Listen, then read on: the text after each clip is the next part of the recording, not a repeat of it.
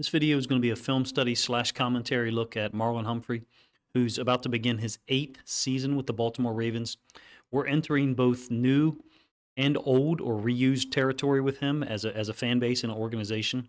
There's a lot of factors here as it relates to Humphrey for 2024. I want to cover some of them here. He's a guy who only played 10 games last year in 2023 after really, I thought, a renaissance season in 2022 when he played 17 games and made the Pro Bowl. I thought he, in that year, 2022, answered a lot of questions about his ability to cover, still be multiple and athletic enough to tackle well, and just generally compete at a high level. He had 2 sacks in 2022, 3 interceptions, 4 quarterback hits, played in 17 games, like I said, had 71 tackles, the second highest number of tackles in his career, and I think 55 solo tackles. Then 2023. It's like this traversal waves graphic that goes up and down. 2019, 2022. 2019 and 2020, that is, he makes all pro teams and the Pro Bowl in consecutive years. And then it's been up and down since. From a year-to-year standpoint, it's been up and down, and at this point, even though I personally would trust a completely healthy Marlon Humphrey who was out there on the field in a big situation, I understand and sympathize with those who can't and don't. The Ravens were really fortunate last year to bring in Ronald Darby. Kind of hit a home run with that one. He just stepped in and played extremely well whenever Humphrey was out. And that was often. Like I said, Marlon played in 10 games, and I thought at least 3 of those he was nowhere near 100%. The Steelers in Week 5, clearly he was not ready to play 4 quarters of football. Nonetheless, he played 37 snaps. The Dolphins in Week 17, he makes it through 2 possessions. It really says, to me, it really said a lot about his character because, if you recall, Brandon Stephens was inactive going into that game against the Dolphins, and so many of us were scared about dealing with Tyreek Hill and others. So Humphrey tried to give it a go when he probably shouldn't. It's that old suit up if you can to help the team mentality. I think it actually ended up hurting us and obviously hurting Marlon Humphrey in the long run because he didn't play the regular season finale against the Steelers, which he wouldn't have anyway if he was healthy. Didn't suit up in the divisional round against the Texans, and then I think only lasted 13 snaps in the AFC Championship game against the Chiefs. We'll let some of the film flow here from last year. These are going to be coverage snaps. Look, first of all, the production last year was obviously low, given he only played in 10 games, but really missed 3 of those, so call it 7. He was compromised through fitness or overall health in those 3 games that I mentioned earlier. Now, there were times or games, parts of games, where he looked really good. The ironic thing, or the terrible thing, looking back on the end of the season now, is Week 15 on the road win against the Jags, and then the Christmas Day win against the 49ers, or Christmas night. That capped a 3-game stretch where Marlon played 100% of the snaps. And for that brief moment, those 3 weeks, it looked like we had the 2020 version of Marlon Humphrey showing up at just the right time going into the playoffs. And then it was over, just as quick as it appeared as if things were back to, quote, normal. This apparently is normal for the Ravens and Marlon Humphrey at this point. This up-down, positive and negative slope as it relates to an entire season, and then even some vacillations during the course of the year. Now we're one step closer, perhaps only one step away from Marlon maybe not even being on the team, and that sounds crazy. There's a lot of people who want him gone already. He's only 27 years old. He's still 27 years old as I record this video. He'll turn, if I have the right information and right website, he'll turn 28 in July. And that's incredible because he's already got 7 years under his belt in the NFL. Now, from a contractual standpoint, the unfortunate reality is he's got 3 years left, and his cap hit is 23, 25, and 23 million each of the next 3 years. The Ravens need him healthy. I did a little bit of rounding there. I think it's 22.9 and 22.87 or something. But 23, 25, 23. Almost 75 million in cap hits in the next 3 years, and then a void year at the end. Ravens go and draft Nate Wiggins, and he could probably be the Brandon Stephens replacement if we're going to let him go. Like I said, Humphrey's under contract through 2026, but that 1 year, the last year there, the third year, I think only has a $5 million dead cap hit. Additionally, there's a $4 million roster bonus. I don't pretend to be a roster and cap hit expert, but on a surface glance, 2024, this year, and 2025 might be it. Now, some Ravens fans, like I said earlier, have already made their desires known. They'd like to see him gone already. I can't get with that at all. I just can't. You need corners in this league. We've got Stevens and Wiggins, who's extremely young, obviously a rookie, along with Marlon if he's healthy. That's a really good group. When healthy is the key. Stevens plays every snap. Plays every game, every snap, every week. Just so you know, the only one that he missed was the Miami game in Week 17. Wiggins, extremely talented rookie, incredibly fast, athletic, playmaker. So that group looks formidable. We also drafted TJ Tampa. When you look at the slot or nickel position, Arthur Millette or Darius Washington, we can slide Superman down there anytime we want, and Kyle Hamilton. The Humphrey and Wiggins dynamic, first of all, it's going to be fun to watch. The coaching staff trusts Marlon Humphrey. That they should, based on all the plays he's made since he's been here. But I offer to you that maybe they trust him too much. Meaning, when he's on the field in certain situations as it relates to his health, I did not think he was ready to play in Week 5.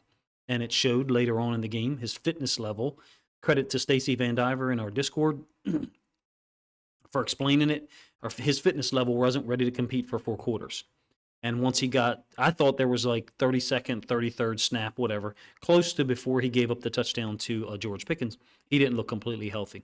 He did eventually round into 100% form around the Detroit and Arizona games, Week 7 and Week 8. Played extremely well against DK Metcalf. Some of those plays are shown here, or cycling through, against the Seahawks at home in Week 9. Now, having said that, we roll into Week 10, and he suffers a foot injury. Only able to give us, I think, 44 snaps against the Browns before leaving with that foot injury. Like I said, there's not just the up and down nature of his career the last 3 years with the Ravens. 2021, clearly not to the level that he had played with prior to coming to Baltimore with Alabama, and then with the Ravens up to 2020. 2021 just didn't fit the standard. 2022, uptick back to being who he is. I don't listen to people who say he didn't play well in 2022. He absolutely did. And then back down again in 2023. But within each season, within the seasons when he does suffer injuries, we still have this traverse wave that's up and down. That pattern exists in those years when he comes into the season not completely healthy. 2021 struggled against the Raiders in Week 1. Played 100% of the snaps from Week 1 to Week 13 in 2021, that is. And then Week 13 is the road loss to the Steelers, the TJ Watt game. Remember, the Ravens go for the win, down 20-19, like a designed RPO or whatever you want to call it, with Andrews in the flats. Humphrey was shut down after that game, missed the last 5 weeks. His lowest statistical impact of his career thus far in 2021. Clearly, he only played 12 games, but the quality of his play was also subpar. 2022, as I mentioned, he returned with a vengeance. I refuse to listen to those people who claim that he didn't play well in 2022. Are there times where you get beat? Sure. Every DB gets beat occasionally. That was a vintage season. I've got a ton of film to prove it. I don't care to show it here and argue it. I'll link it up in the description, a video that I made after the 2022 season. For anyone who wants to check it out and confirm or deny my evaluation there. If we get that version, though, regardless of what you think, if we get that version of the 2022 version of Humphrey, whereby he plays 17 games, and we get the 2023 version of Brandon Stevens, look out. Nate Wiggins could be the Devon Witherspoon, if you will, of this team, the super athlete who can move around or allow Humphrey to move around, even to the nickel at times. And then last year, 2023, was the fallback, extremely frustrating. And while there were moments that he looked like the Humphrey we remember, it was simply not enough.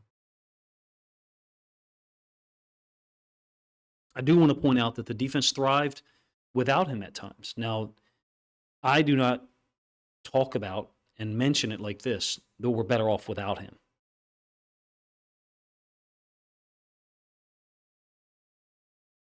Let's do the converse of it. Are we better with him?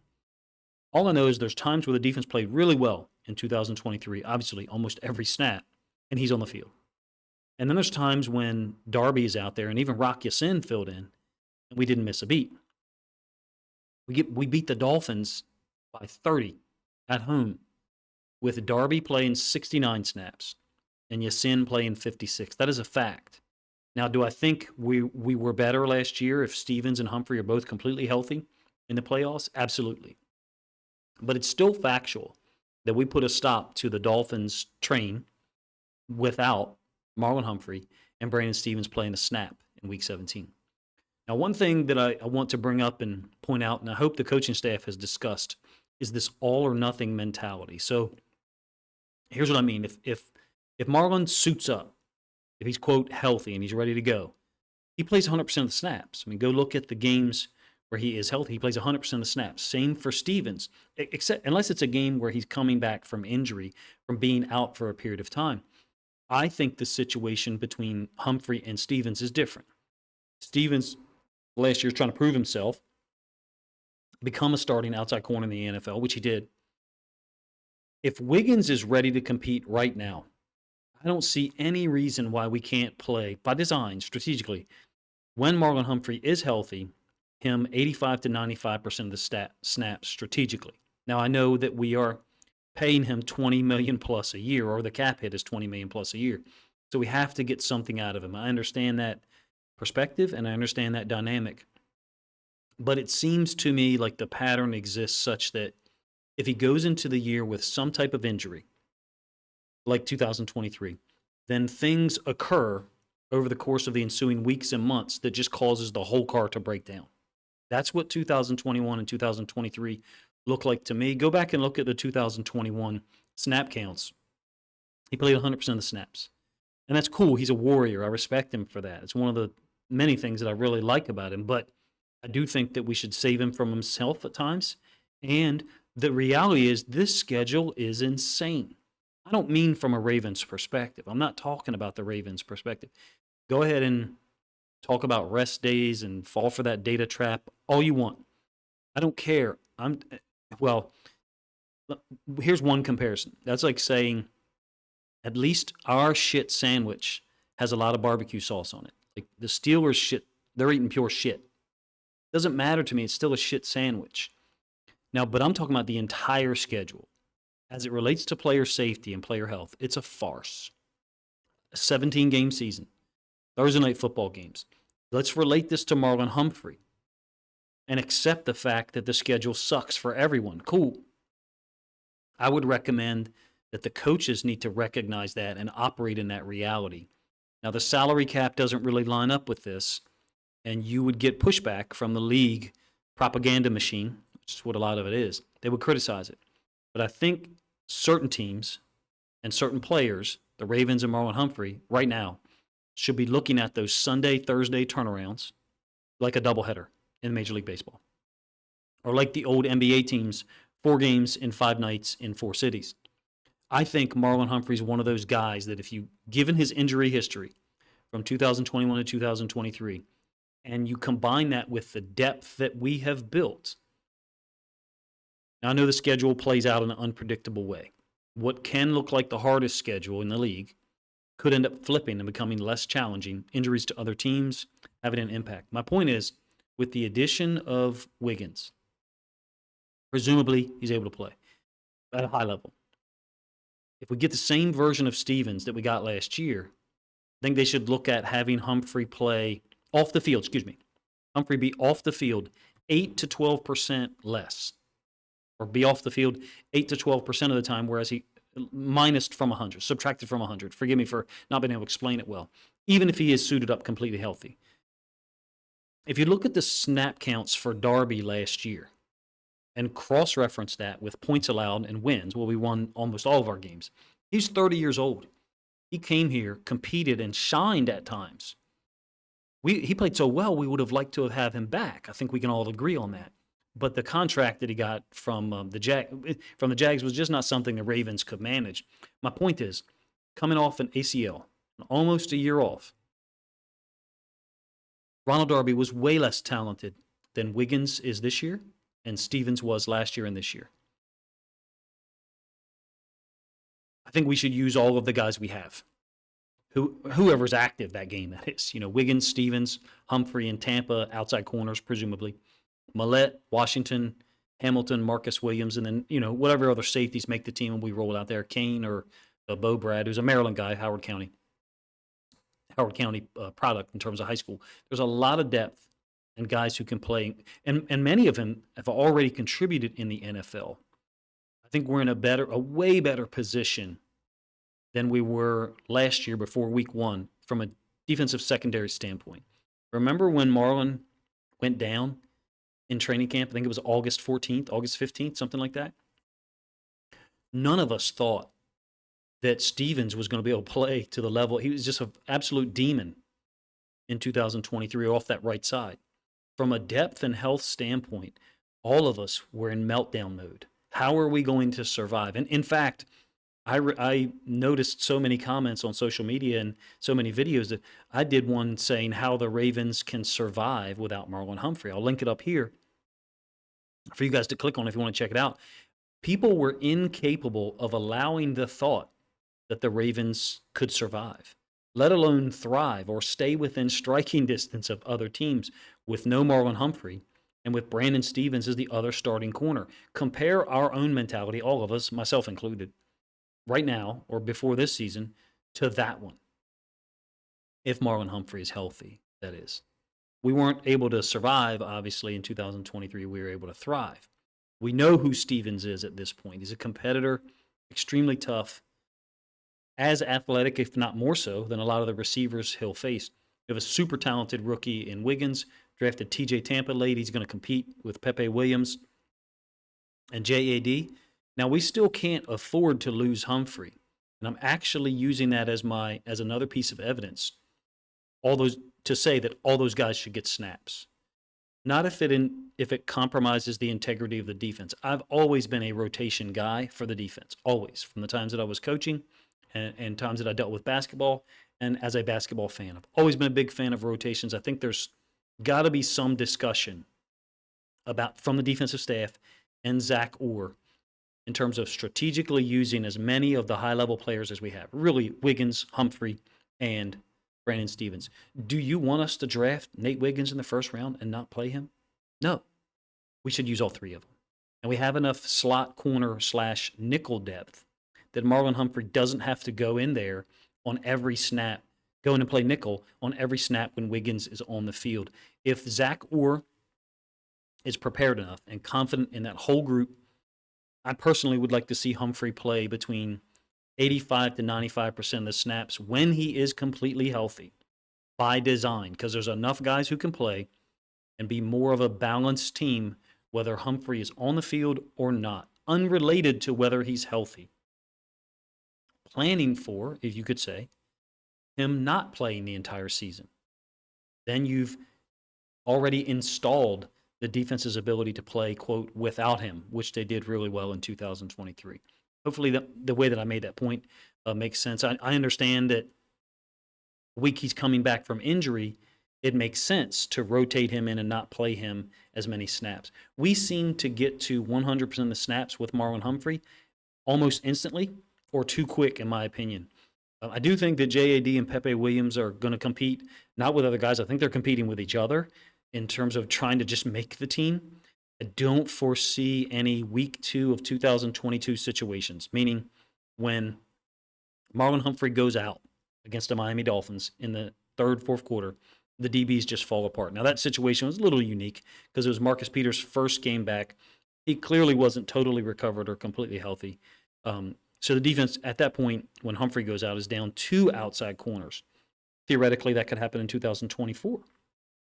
That's one reason why I hope that we don't use Humphrey as a slot corner, especially early in the season, every time Nate Wiggins is on the field. Let all three of those guys play outside corner, depending on the situation. And now I do understand if you think that perspective by me is too naive, like we can't afford to take Marlon off the field, well, then don't be the same person who says we should get rid of him then, if we need to play him 100% of the snaps. I'd be interested. There's some some overlap between those two groups of people. I do think the situation for this year, if everyone is healthy early, normally early in the season, most people are, I think we can rotate guys. The Ravens coaching staff should look at doing it strategically. Let me know what you think of that thought there, because I certainly don't want to see Wiggins not get on the field. Hope he plays at a high enough level that we are forced to get him out there and figure out how to use all three guys, because they're all three capable and high-level corners if they're healthy and ready to go. I do have a couple other final questions. Assuming health as it relates to Marlon Humphrey. I know that's a big jump or a big assumption. What do you think is his ceiling? What do you think, if you don't like ceiling, what do you think is the best case scenario for Marlon Humphrey if he's totally healthy all year long? Do you think he's still capable of being an all-pro as an outside corner? Or do you think he's just a Pro Bowler? Best case scenario. Pro Bowler, I would say, is a wider net. Less of the pinnacle, maybe, than the best DBs in the league, but still guys who had an excellent year. Or do you think Marlon is, at this point, do you think he's incapable of defending the top wide receivers in third down situations or late game time frames when it's obviously a passing moment? Even if he's healthy, do you think he's not capable? To me, he showed the physicality and the ability to still get downhill on run concepts or blitzes, meaning he's still got the burst. Also strong enough to hold the edge on screens that were to his side last year. I did think that some of the change of direction stuff gave him problems in 2023. I tried to show some of those plays here. I'm less worried about his long speed, like the play where Pickens scores that cycled through many times, is a push-off, in my opinion. It's a long touchdown. Credit to Pickens for making the play, and we collapsed. And Humphrey shouldn't allow himself to be framed up so easily. He shouldn't allow himself to be pushed off so easily. But it's a push-off. And Pickens does that move almost instinctively, and it's never called. At least not on him. Anyway, I think Humphrey loses to more guys who change directions now, rather than the bigger, stronger wide receivers, physical guys, or even tight ends. The 2022 film is more balanced. 2023 film, not as balanced, if you ask me. More difficulty with smaller, quicker guys. Now, he did compete extremely well in Week 15 against Calvin Ridley and Zay Jones. And in San Francisco against the 49ers a week later, I thought he played really well. Do you think, now the last question, I will spin it a little bit or elevate it. Do you think there's a chance that we get that version of Marlon Humphrey in 2024, meaning the 2022 version? I'm not even going to discuss the guy who was here in 2019 and 2020 that forced 10 fumbles and 4 interceptions over a 2-year period. He'll be 28 years old when the 2024 season starts. Do you think we get the version of him that we got for 17 games in 2022? What do you think the chances are that we get that guy? 28 years old, you would think you got to be in your athletic prime. He's played so many games, and the injuries have piled up. There's definitely enough film out there to suggest or use as evidence that he's nowhere near his physical prime. And that's tough for me to say. Does it mean that I don't think he can play? No. I think he can play. I think I've pretty much stated that throughout. If we got a healthy, active version of Humphrey, similar to the 2022 guy, I think that's probably our best hope.